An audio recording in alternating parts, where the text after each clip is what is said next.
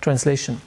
The beautiful deity said, "My dear Brahmana, kindly see that my embryo is not killed by Lord Shiva, the Lord of all living entities, because of the great offense I've committed against him." Purport. Deity was conscious of her offense and was anxious to be excused by Lord Shiva. Lord Shiva has two popular names, Rudra and Ashutosh. He is very prone to anger as well as quickly pacified. Deity knew that because of his being quickly angered, he might spoil the pregnancy she had so unlawfully achieved. But because he was also Ashutosh, she implored her Brahmana husband to help her in pacifying Lord Shiva, for her husband was a great devotee of Lord Shiva. In other words, Lord Shiva might have been angry with Deity because she obliged her husband to transgress the law, but he would not refuse her husband's prayer. Therefore, the application for excuse was submitted through her husband. She prayed to Lord Shiva as follows. Om Jnanatimirandasya Jnananjana Shalakaya Chakshumilitam Yena Tasmai Shri Gurave Namaha. Mukam Karoti Vachalam Pangung Langayati Girim Yat Kripata Mangvante Shri Gurun Dina Taranam. Shri Chaitanya Manobistam Stapitam Nina Bhutale Svayam Rupa Kadamayam Tadati Swavanantikam. Jai Shri Krishna Chaitanya Prabhu Nityananda Shri Advaita Gadada Shiva Sari Gaur Bhakta Vrinda. Hare Krishna Krishna Krishna Hare Hare Hare Rama Rama Rama Hare Hare. The beautiful deity said, "My dear Brahmana, kindly see that my embryo is not killed by Lord Shiva, the Lord of all living entities, because of the great offense I've committed against him." Hare Krishna. So we hear here about the lamentation of deity, who was very anxious in the face of getting a reaction because of her misbehavior. Yeah, she induced her husband, even though he warned her better not, but she was too attached. Sometimes we are in such situations, we might know it better, but we cannot act upon it. Sometimes it happens. And then if the act is done, then we regret. So Deity heard better not to do it. What she wanted to have a child, which is not a problem, but it was in this situation inappropriate time. And Kashyapa warned her, said, "It's okay, you can have a child, we can have intercourse, but this time is not suitable for that, so better not." But she was so attached that she could not wait. So she got pregnant, and now after, this is in general, right? The lust or anger, all these infatuations, this so-called anarthas, bad qualities, they force us to act in a certain way. Our intelligence is bewildered, and when it's done, we come back to our normal consciousness. Oh, what have I done, right? We are like bewildered by these bad qualities. So same with her. When everything was done, she came to her senses and, oh, what have I done? And she knew that this might get her into trouble. Not so much maybe her, but she was praying now for her child. So she prayed to the Brahmana, to her husband, "Please help me. And please forgive me. Actually, I deserve a punishment, but still, please help me." And sometimes we are also in such situations, right? Or in general, we can think how, we should not reflect too much, but how many sinful things we have done in our life, and that we deserve a reaction, justly, rightly. And we can be very, very grateful that this is taken away by Krishna. Krishna says in Bhagavad Gita, "I take it away. I take all these sins away." We should get many reactions for all that what we have done. I think most of devotees, me included, we kind of take it as granted. No, I'm a devotee, now it's okay. But actually, we can be very happy that Krishna did that. So we are forgiven, right? We are forgiven. Krishna forgave us. And we should be very grateful for that.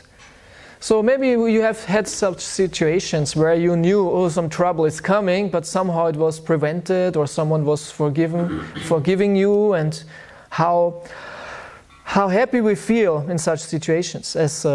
Or another example, what was it? Adipurusha said, you are driving your car and you're driving too fast, and the police is stopping you. You drove really too fast or something, and they give you a fine of, I don't know, 500 euros or 1,000 euros, and they will take away your driving license, and the letter is coming, and it's really bad, and you, oh no, it's so terrible, and 5,000 euros, and this and that.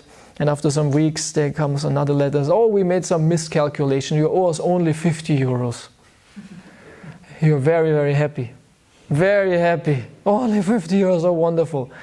So another situation, you are on the street, you go in the shop, you want to buy something, you had 50 euros in your pocket, and you recognize, oh, my 50 euros are gone. Oh, how terrible, my 50 euros are gone. Huh? Same thing, 50 euros taken away. One situation, you're so happy, please take my 50 euros. Please take it. Another situation, how terrible, how relative this world is. Anyway, so I don't know how this fits to that one, but if we are forgiven, is something, it turns around in life from terrible to, the terror is prevented, and we feel relieved. We feel relieved, if we are forgiven, especially if we are forgiven without cause, so to say. If we deserve some punishment, and still it is taken away, we should be very, very happy. So Diti, she is praying to her husband to help her. She doesn't want that reaction. But from another point of view, it's very good that she did that. Right? It's very good that she did that, because without this, there would not be any Hiranyakashipu, and without Hiranyakashipu, there wouldn't be any Nrsingadev. Okay, you could say Nrsingadev was coming out of necessity. He kind of applied himself to the circumstances. So, but still, it's a wonderful Leela, what we will hear, and it's one of the, and it shows us the power of the Lord's, or his mind of being always eager to help the devotee. So we should always turn to Krishna in general in any circumstances. And I think every one of us had some experience of this in life, that we understood, wow, this was Krishna, he was helping me. In the divine interference, the divine intervention, right? I made a video, a couple of days, like 1 week ago, I made a video, a live stream, what is God and what he is not. And I went into some philosophies and theologies, and what is their understanding of God. And there's one is called Deism. Some of you heard with the D, not T, with D, Deism, which was, I heard, also propagated by a philosopher called Spinoza. And this philosophy says something like this, that God created the whole universe, populated the whole universe, and then he left it alone. Then he left it alone, and since then he has nothing to do with it. So, and they justify, because they say the universe is too, you can see there's some creator behind it, but he is not going to intervene. And in that sense, prayers are of no use. And he will never appear in the universe, and he will not appear in any way in the universe. Not personally, not as an avatar, not as someone sent, not as scripture. So it's kind of an atheism, theism thing. It's very interesting, right? Yeah, okay, he set up the universe, but since then he doesn't care anymore. I don't know how he justifies that in general. Yeah, it makes him a very limited God, and a very cold God also. But still, somehow or other, this is there. So whereas we have a philosophy of pan-antheism, I had once an interview with Krishna Kshetra Swami, and we spoke on similar topics like this, and then he said, yeah, our philosophy in technical terms is called a pan-antheism. which is exactly what is our philosophy. It means, because pantheism means everything is God. Pantheism is like kind of a monism. Everything is God. Yeah? Impersonalistic, monistic, equating God with the sum total of all the existence. And all the parts taken together is God. But our philosophy is that there's a different entity, God, out of whom does the world emanate. Yeah, it's an emanation. And because of this, the world or the emanation is equal to God. This is what we say. We say the world is God. Krishna actually identifies himself over and over again with the world. Especially in Bhagavad Gita, and also the whole concept of the universal form.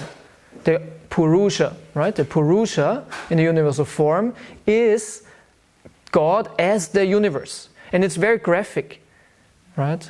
The elements and the articles of the universe are bodily parts of God. This is a very special form of pantheism. Everything is God. But this is just one form of God. It's not the only form of God. The original spiritual form of God, of course, Krishna, out of whom everything emanates, and because of being his emanation, it is also him. The universe is Krishna, but it's not the only form of him. And this is what we believe, as Prabhupada says in the last verse in the Bhagavad Gita, and the purport, that Krishna is everything, but not everything is Krishna. And it sounds like, oh, it's an interesting thing, but actually this is a summary of Achintya Bheda Bheda Tattva, to some extent. Krishna is everything, but not everything is Krishna. You can think about this for the rest of the day, and we'll come to many interesting conclusions. So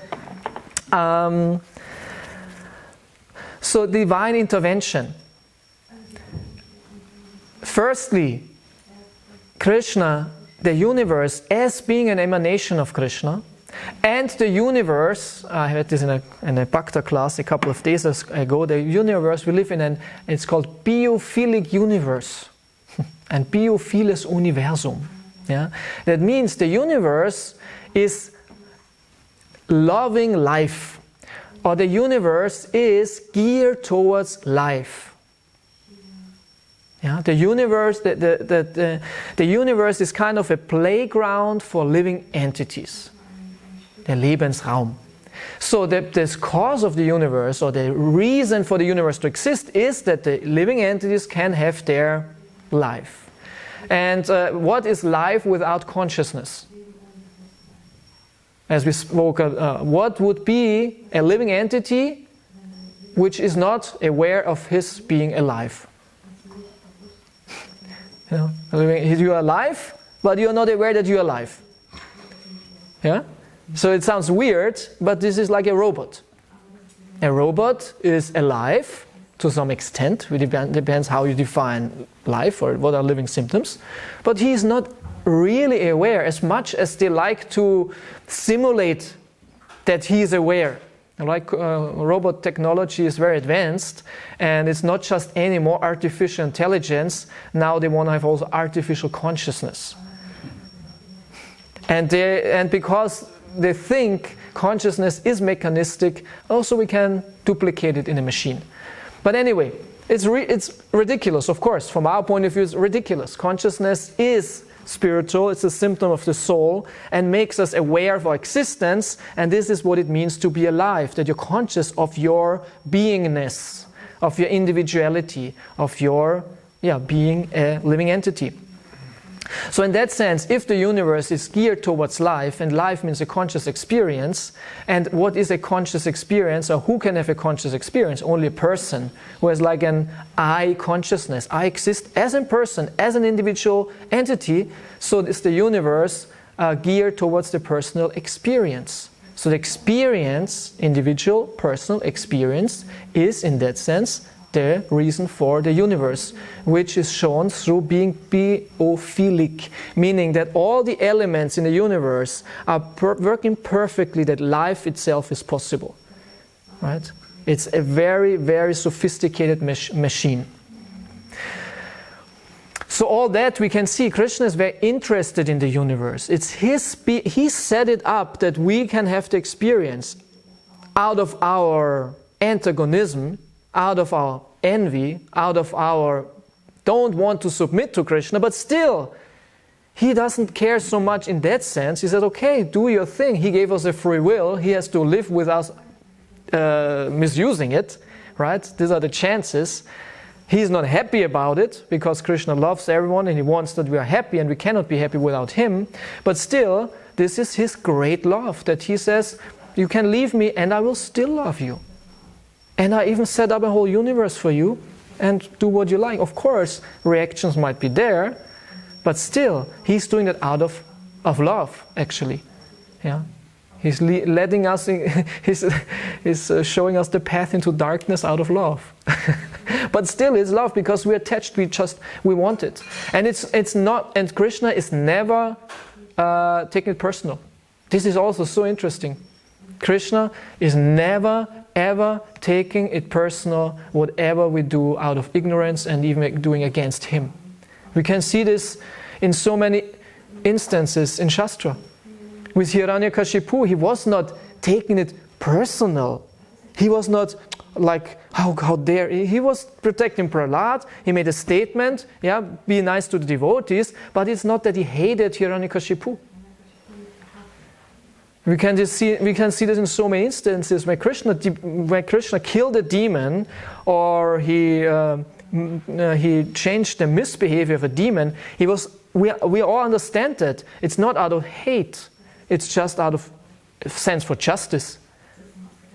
And to make an example, and in the end, actually, because out of love for the demon, because he knows it's not a demon. It's a soul completely bewildered. And I don't take his bewilderment personal. He can see through that. And I find this amazing. Of course, in one sense it's not amazing because Krishna is Krishna. Of course he must be that. But in comparison to us, being also persons, how personal do we take things? We're like, some more, some less. Yeah? Depends on our advancement. But if you're not very advanced, someone just looks at us a little bit, to our displeasure, and we have a whole drama in our head. It's amazing, nothing really happens, but it's a whole, and we take it very personal. How could he or she do that to me, right? It's amazing. Yeah. So we have to get on Krishna's level.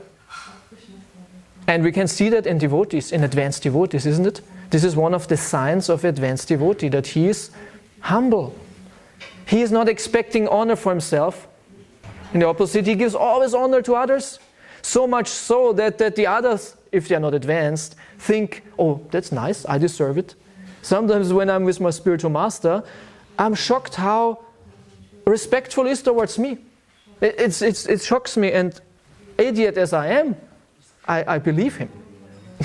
I believe him that there's something really respectable in me. Oh, my guru is respecting so much, maybe yeah, he must be right. Yeah, no, it's out of his extreme humility that he sees the good in there where is nothing good. This is the amazing quality of a devotee, that he magnifies the good quality. And he takes pleasure in that. Why? Because he's not envious. Because he can, I think Maharaj spoke a couple of days about this, isn't it? That he can give credit to others. A Brahmana can give credit to others. And he is happy doing that. Whereas a miser, he cannot praise others. And if he does, it's just out of etiquette. And it's very superficial.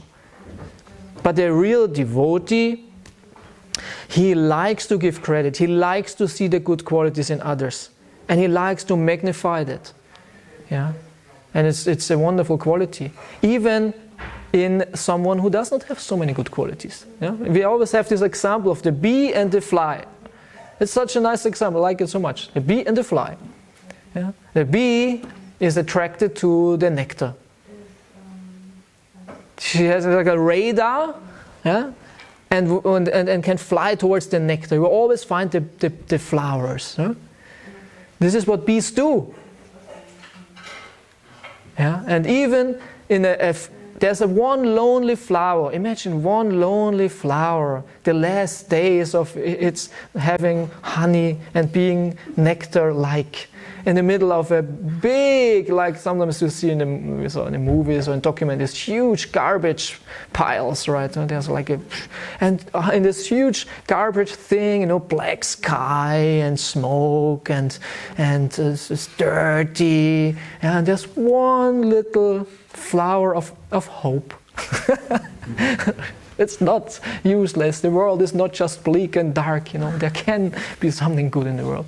So this bee, having this radar, flies everywhere around and knows exactly where it is, mystical powers it has, and finds the flower and dips into it and makes the best out of the flower's existence. Of course, then we offer it to Krishna, then it's perfect, but still, the bee knows what to do.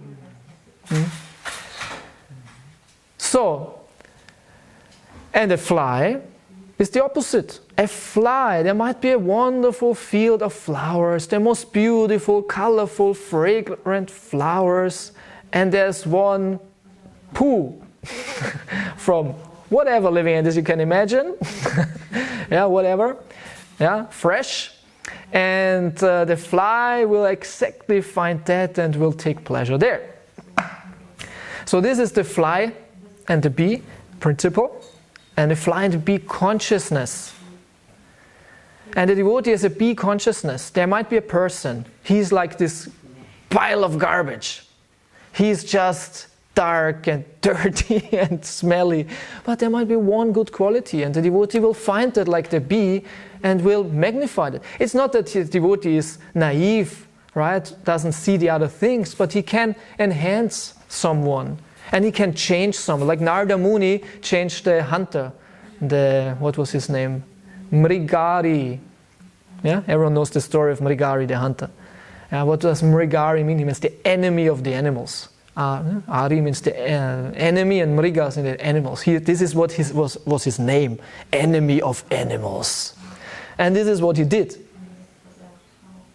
He was hunting animals. But he was not only hunting them, he was shooting them in a way that they die a painful, long death. And he was taking pleasure. Quite some person.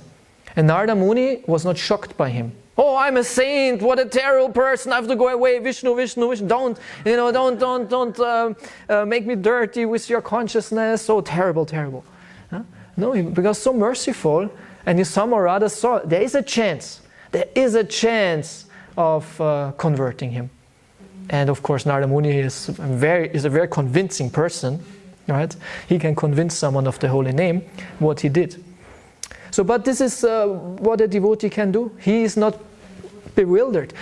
If a pure devotee would, be so, sattvic in that way that he would never associate with the opposite, Prabhupada would have come on the Jaladuta to America.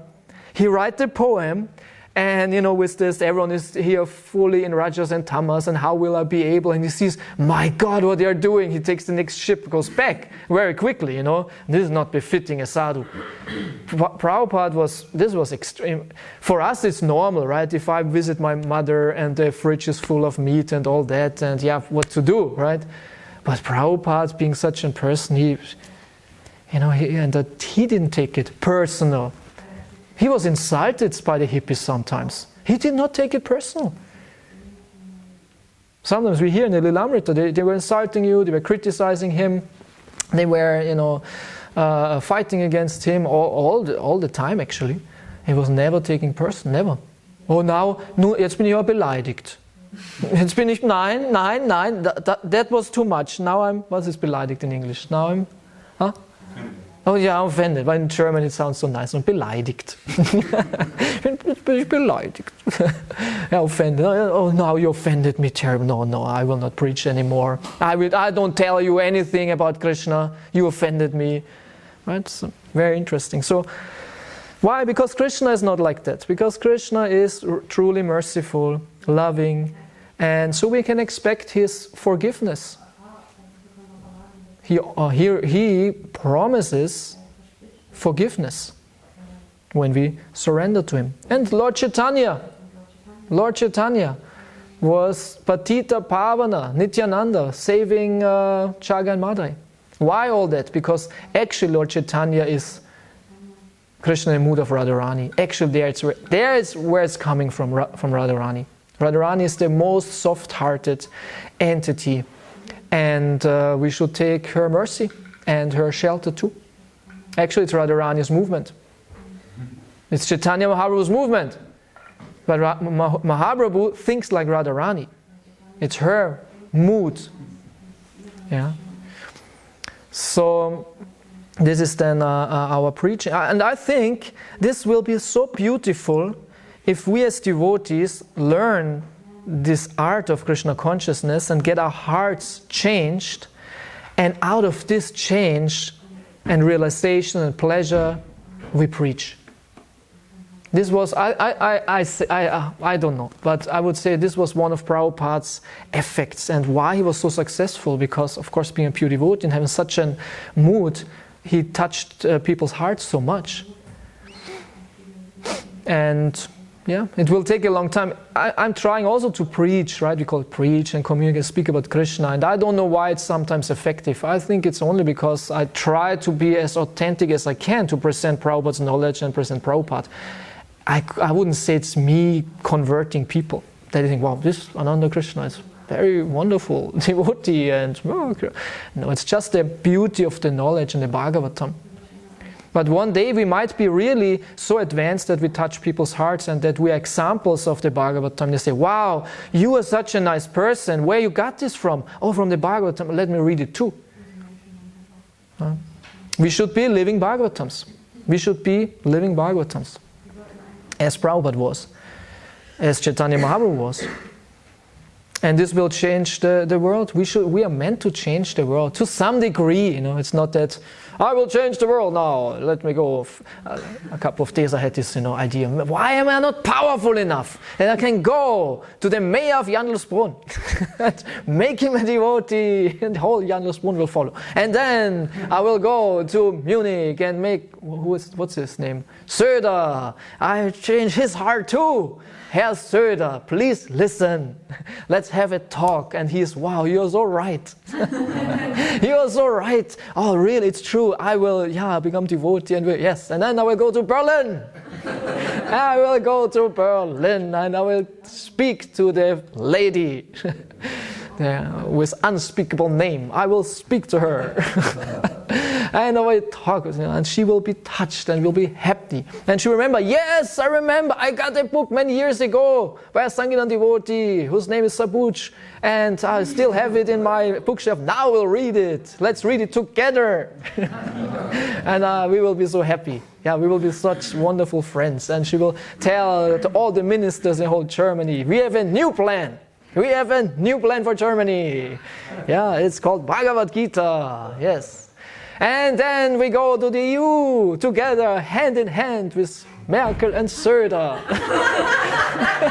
And we go there. And go to the EU Parliament. And on it goes. So I think, why not Krishna? But okay, maybe not me, but let someone do it. Maybe one day there will be some powerful devotee like that. Right? Who knows what will come? Who knows how it will happen? But why we are not powerful enough to change people's hearts? So let's work on that, pray for that, become selfless, to not only care about our personal spiritual life, but the others. And I'm trying my best, but I have such a... How much am I really interested? It's amazing. We try to preach and distribute books, but how much are we really interested? It always is possible to have more mercy, which anyway we don't have. I heard always from Vijay Prabhu 3 reasons, actually 4, why we distribute books. But in general, why we preach. Or let's say modes. In Tamaguna, Rajaguna, and so on. Tamaguna book distribution or preaching out of complete frustration. And you're doing it and you're frustrated. And I did it. I did book distribution in Tamaguna, where I did not like the people. I was angry. I don't know why I kept on, actually. I don't know, complete craziness. Huh? But I didn't like anyone, and I wished them terrible things. And so I was praying, where is the atom bomb coming? This place doesn't deserve to exist. And if the atom bomb is not coming, I make austerities, become a huge demon, like Ritasura, and I will trample the whole city, become a Godzilla. Yeah, kind of like that. You know, this is a Tamaguna. Huh? Then Rajaguna book distribution. You're so much attached to the result. You want to have more book points, and you have a better place, and this is why you do it. And preaching might be the reason. Yes, let's preach to have more followers, more on our list, to have bigger temple, to prove maybe our ego, have more Lakshmi, things like this, attached to a result. Like preaching is a via media to ego gratification. Can be there for sure, right? Take it as a sport or something. And then preaching or book distribution in Sattva Guna. You do it out of duty and selfless. You do it because it must be done. It's the desire of Prabhupada, and it's pleasing Prabhupada, and it's a very nice stage of preaching. It's very nice, but it's still not transcendental. And Vijay Prabhu said at the times, transcendental preaching means out of mercy. And when he spoke about that, I realized what a high platform mercy is, and how little mercy do I have. Mercy means really to care about the people. And to, in German, of this word, Mitgefühl or Mitleid. And the pure devotee is like that. He really cares. And why? Because Krishna cares. And I don't care. So, which doesn't mean that we have to stay like that. We should work on this mercy tendency. And out of this, it's very easy also to forgive. And one last point, a practical point for all of us. I was thinking about that, that we have many attachments which keep us in the material world, and we have also these personal attachments with other people, out of bad attachments, I would say. And we keep, in English it said, keep a grudge. You know, everyone knows what it means? Keep a grudge. We're still offended that he or she did this to me. And very often these problems are family-based. And we are attached to being angry with them and not forgiving, even though it's an old thing and we pretend it's okay, but still we keep a grudge. And we have to let go. We have to learn to forgive.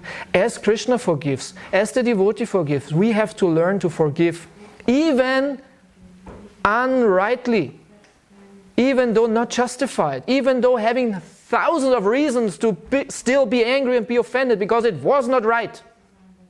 And this is very difficult, because you're convinced it is right that I'm angry. It's my right to be angry. And it's my right to think bad about the person. But forgiveness is exactly that. Krishna has millions of reasons not to forgive. Why should he forgive? Maybe we are not such bad people, okay? But there are people out there like Jag and Madai. Why should he forgive this? They deserve hell. We did sometimes things, maybe just the cows we ate. This is already a reason for getting serious reactions. And other things what we did. Some might have abortions, or were stealing, or lying, or real criminals, killing sometimes. There were devotees who killed some others. I heard one, who was it? One devotee was in a Bhakti Shastri course a couple of years ago, and was together with actually African devotee. And they get to know each a little bit better, and it came out that he killed his wife. Because she betrayed him with his friend or something, and he was in prison or something. He killed his wife. So, but now he's devotee, right? So we should see it also like that. Maybe, respect from the distance, or what? Huh? Or no, he is devotee, he changed. You should have the faith that he changed. So, we did some terrible things, and Krishna, why should he forgive? Krishna said, there's karma, you get your reaction, then you're purified. you go to hell a bit, you will get killed, you will get eaten, you will get slaughtered, cut into pieces, as you did. So what's the problem? Please, Krishna, no! And he says, yeah, well, so he forgives, because he doesn't take it personal. When you surrender, he can absolve it, and we should do that too, with our nitty-gritty little grudges, because someone looked at us, or someone treated us like this or that. And sometimes there might be deeper things, family things, these relationship things. But as long as we have that, I know this in my family, there's a situation where someone, he cannot forgive. Impossible. He kind of hates this other person. He doesn't want to, and he doesn't want to leave it and let it go. Right? Completely attached to his being, hating that person. And he is suffering so much. He thinks it's my right and it should be like that. I have to feel like that towards that person. But this is so much hurting himself. So this is where I saw we have to let go all of that stuff. It hurts us, it hurts the relationship, it drags us down, and it keeps us in the material world. We'll have to come back in a certain family situation to live it out. Yeah, it's like that, until we let it go.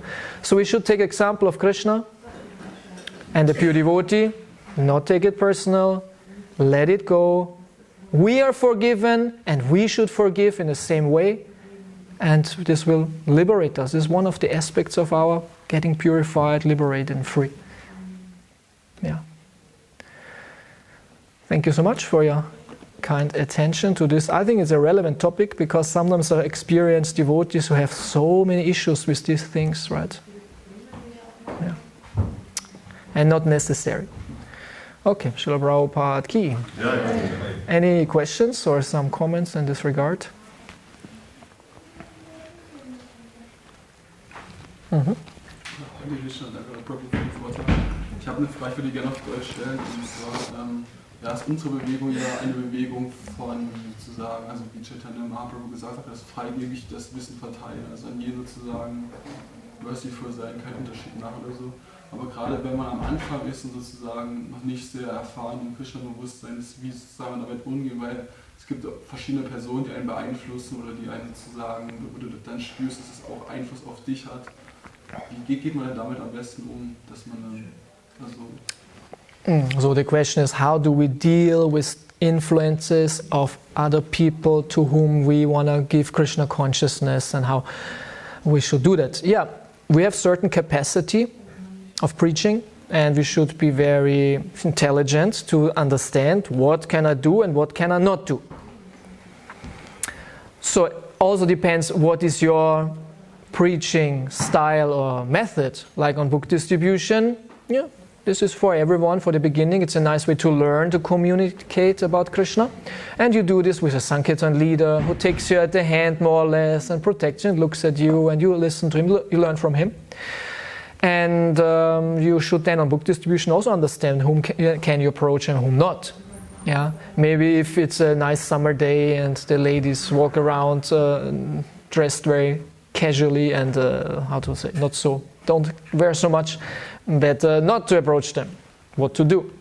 Or there's some gang of some, aggressively looking people. You think, wow, these are the best recipients for the mercy, and I will preach to them. Yeah, you might get one on your head, right? So you have to see what is your capacity. Before that, devotees were very powerful. Huh? They went into bars sometimes at night, or they went even into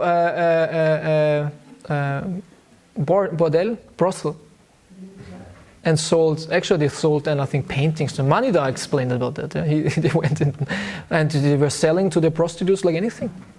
They liked it, but I think it's not so easy, out of many reasons. Yeah? So of course, intelligence, see what you can do, and also with family. Like when you come to this, because this is sometimes an issue. I go back to my family now for the weekend. How should I deal with this and that? I think we should, as devotees, as Prabhupada said, we should be the best husbands, the best sons, the best brothers and sisters, and we are not there to to convert now the whole family and all that.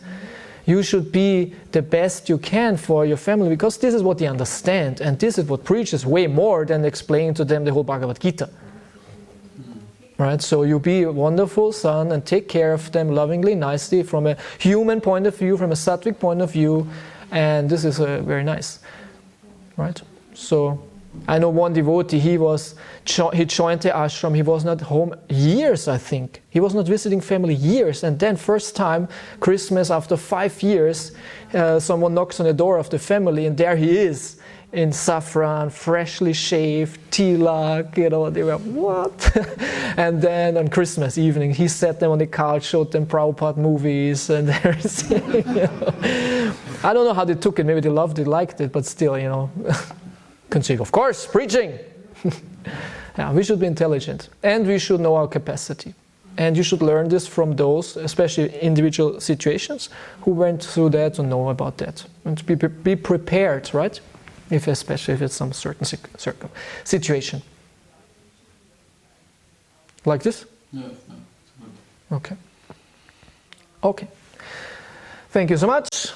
Srila Prabhupada ki jai. We wish us all a wonderful Sunday in Krishna consciousness. Nitai Gaur Premanande.